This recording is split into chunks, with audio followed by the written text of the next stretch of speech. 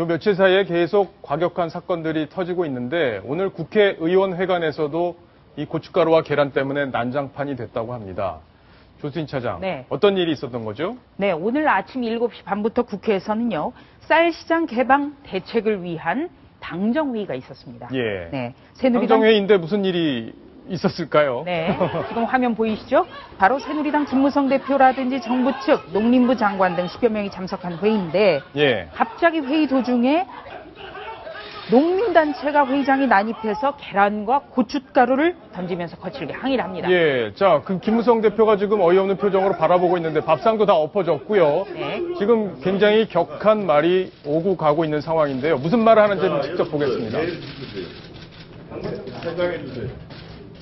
나가주세요. 농식품부가 퇴장해 주시고요. 우리가 대표님 만약에 볼게요. 당신들 예의를 지켜야 돼요. 그러면 안 돼. 나한테 언제든지 면담 신청하세요. 언제든지 말해주세요. 나가세요. 못 나가요. 김무성 대표가 좀 세게 얘기하니까 약간 분위기가 가라앉는 그런 분위기인데 지금 고춧가루가 상 위에 다 뿌려져 있습니다. 네, 김무성 대표가 직접 맞지는 않았고요.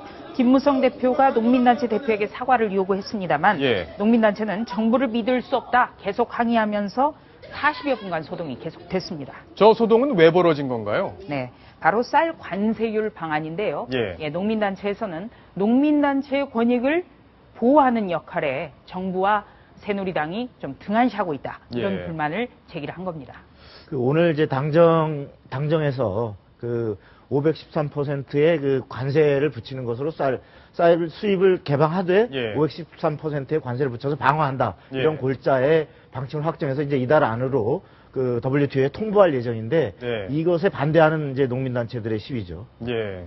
자, 그러면 어쨌든 저렇게 국회가 농성장이 됐다. 저것도 사실 좀 놀라운 이야기인데 만약에 저게 다른 걸 갖고 가서 저렇게 뿌렸다면 또 어떻게 됐을까? 좀 끔찍한 생각도 들어요. 이렇게 국회를 저렇게 출입할 수가 있는 겁니까? 저도 저 부분이 굉장히 궁금해서 알아봤는데요. 예. 네, 국회는요 들어갈 때 어떤 국회 안에 뭐 최루탄이라든지 폭약이라든지 이런 게 갖고 들어가서는 절대 안 되죠. 그러겠죠. 그래서 출입하는 절차가 굉장히 까다롭습니다. 예. 저희 그 출입 기자들도요, 그 전산 시스템으로 의해서 작동되기 때문에 이런 출입증이 반드시 있어야 됩니다. 네, 이런 네. 출입증을 가지고 어떤 전산 처리를 해야만 하는데 한 가지 예외가 있습니다. 바로 국회의원실에서 나와서 우리가 초청한 분들이니까 모시고 들어가겠다. 이렇게 하면 들어갈 수 있습니다. 예. 네, 바로 통합진보당의 오병윤 의원 쪽에서 우리가 초청한 인사들이다. 그렇게 해서 회의장으로 안내를 했다는 겁니다. 자, 저는 저 예. 농민 그 과격 시위를 하신 분들을 제가 옹호할 생각은 없습니다. 왜냐하면 협상이나 자신의 의견을 관철시키기 위해서는 상호가 존중하는 어떤 분위기가 있어야 되지만 아까 제가 저 화면을 보면서 느꼈던 게요. 한 예. 국민이 식량 주권의 문제입니다. 생존의 문제입니다. 이렇게 얘기하면서 그분의 눈빛에서 저는 두려움을 봤어요. 아, 네. 그러니까 우리가 죽어 나갈 수도 있습니다. 그리고 513%라는 것도 관세 이 부분도요. 향후 좀 더 낮춰질 수 있는 부분이 많이 있습니다. 그래서 우리 정치인들이 저런 분들의 어떤 그 두려움 좀 이렇게 보듬어 가는 그러니까 어떤 위압적으로 나가라가 아니라 대화합시다라고 얘기할 수 있는 그런 부분들로 이 부분을 좀 분위기를 추스러 가는 것이 정말 고도의 정치라고 생각합니다. 저는 예. 조금 이 대목에 대해서 제가 하고 싶은 말이 있는데요. 그러니까 근본 정책을 관심을 갖는 거는 지금 이제 김정환 차장이 예. 얘기한 게 맞습니다. 그러나 오늘과 같은 저런 상황은 정치권이 결코 용납을 해서는 안 됩니다. 예. 저것은 여야를 떠나서 지금과 같은 저런 상황이 국회에 저렇게 자신들의 주장을 갖고 무대뽀로 들어와서 폭력적으로 저걸 하자는 건 대화가 아니라 저것은 시위고 농성입니다. 예. 국회는 농성장이 되면 국회에 존재 이유가 없는 겁니다. 우리 국민이 불만이 있거나 하면 국회의원들을 통해서 정책으로 반영하라고 우리 대표들을 뽑은 것이 바로 대의민주주의고 의회민주주의입니다. 바로 4.19 직후에 모든 단체들이 각종 단체들이 국회를 점거하고 자기 주장 펴다가 일어난 것이 뭡니까? 5.16입니다. 예. 바로 헌정의 위기는 저런 것을 대화라고 포장해서 저런 것을 용인하는 데서 생겨나는 거기 때문에 저 부분은 여야를 떠나서 마찬가지입니다. 어떤 주장이 그것이 우든 좌든 저런 주장에 대해서는 여야가 단호하게 법적으로 대처하고 예. 스스로가 국회의 권위를 지켜야 됩니다. 아마 국회가 국민으로부터 좀 우습게 보인 측면이 있기 때문에 저렇게 와서 시위도 하고 자기 주장도 좀 과격하게 펴는 게 아닌가 싶은데 국회의 권위, 국회의원들 스스로가 지켜야 되지 않을까 싶습니다. 아마 나라 밖에서도 국회가 이렇게 경시되는 그런 일들이 자주 벌어지고 있는데 우크라이나에서도 이런 비슷한 일이 있었다고 합니다. 영상을 보면서 같이 한번 얘기를 또 나눠보겠습니다. 지금 저 모습은 지난 16일 날 사태인데요. 분위기가 굉장히 심각하죠. 예, 좀 끌려가는 사람이 누구죠? 의원입니다. 바로 국회의원이요? 우크라이나 수도 키예프 의회를 나서던 비탈리 주라브스키라는 의원인데요. 예. 눈이 가려져 있고 쓰레기통에 처박혔죠. 그러네요. 그 이유가 야누코비치 하야한 그 부정부패 대통령의 사랑이었습니다. 그 예. 사람이.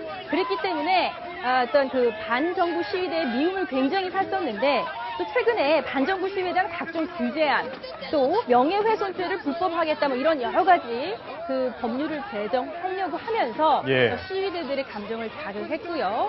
이런 폭력적인 모습은 아까 뭐 나라박이라고 얘기하셨지만 주로 후진국에서 나타나는 경향이라고도 볼 수 있겠죠.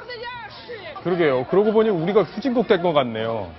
저는 뭐 오늘 그 스코틀랜드가 이제 영국에서 분리하는 투표가 이루어지는데요. 사실 예. 나라가 다른 나라에서 분리하는 게 얼마나 엄청난 일입니까? 근데 그쪽에서는 폭력 시위가 없어요. 예. 실제 분위기입니다. 상호 서로의 이야기를 이야기하고. 그러니까 스코틀랜드와 우크라이나가 거의 같은 시점에 너무나 극단적인 모습을 보이고 있는 거죠. 서로 의견이 다르지만 예. 다른 방법으로 자신들의 의견을 표출하는.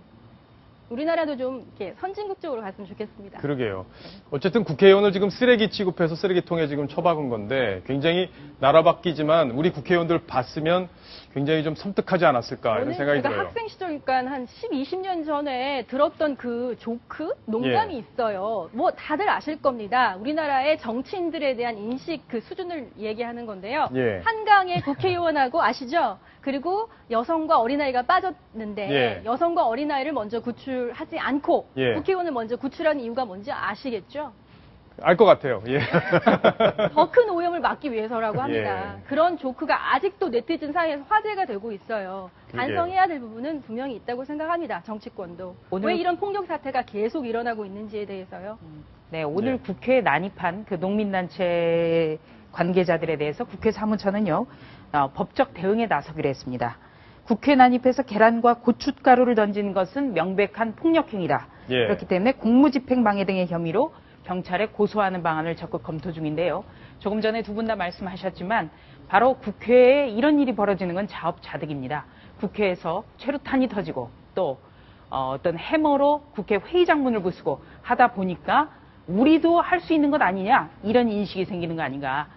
그렇습니다. 국회의원들이 스스로 모범을 보여야겠습니다. 예. 바로 이와 관련해서 깨진 유리창 이론이라는 게 있어요. 그렇죠. 그 예, 예. 범죄 심리학 이론인데 그 미국 뉴욕에서 지하철 유리창을 깨진 걸 방치했더니 예. 옆에 지나가는 사람도 나도 깨도 되는 모양이지 하고 툭 깨고 해서 완전히 전체가 몰골이 예. 됐다는 건데 우리 지금 국회가 그런 모습 아닌가 싶습니다. 어쨌든 박근혜 대통령의 대선 공약이 바로 떼법을 없애겠다 이런 거였잖아요. 그러니까 떼를 쓰고 그게 들어주고 누군가가 이런 것들이 반복되면서 사회 곳곳에서 떼를 쓰는 문화가 자리 잡혀 있다. 그걸 뿌리 뽑겠다는 게 대통령의 공약이었는데 어쨌든 약자의 목소리도 귀담아 들어야겠지만 진짜 성숙한 선진국이 되기 위해서는 그런 떼를 쓰는 문화, 이런 풍토도 좀 고쳐져야겠다 이런 생각이 듭니다. 자, 이번 소식 여기서 정리를 하겠고요.